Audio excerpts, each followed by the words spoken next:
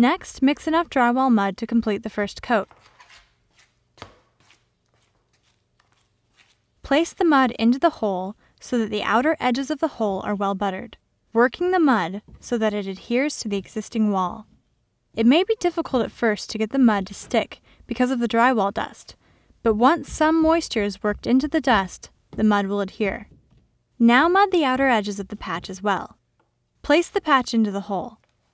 Cover the entire patch and paper with drywall mud and continue to work the mud into the wall, scraping off any excess mud that may be left on the wall surrounding the patch.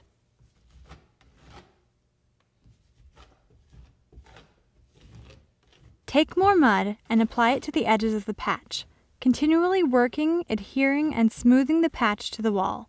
Continue doing this until the patch is nice and even. Once the first coat of drywall mud sets, which usually takes about 45 minutes, apply a second coat with the 12-inch taping knife to ensure a flat surface.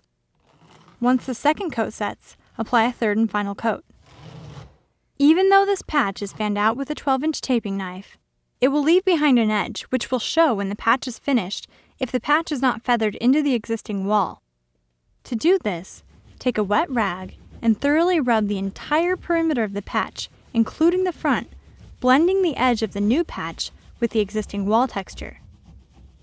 Feathering creates a smooth transition between the patch and the wall. A wet rag is used to do this and dissolves the drywall surface in place of sanding it away with a sanding block, which gets drywall dust all over the room and destroys the original wall texture. The new patch should be even with the existing wall and appear to be nice and smooth. Now the patch can be textured to match the previous wall texture.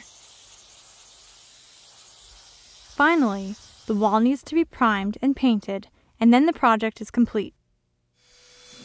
To learn how to properly apply texture, visit the texture section of this DVD through the main menu, or press the Enter button now on your remote control.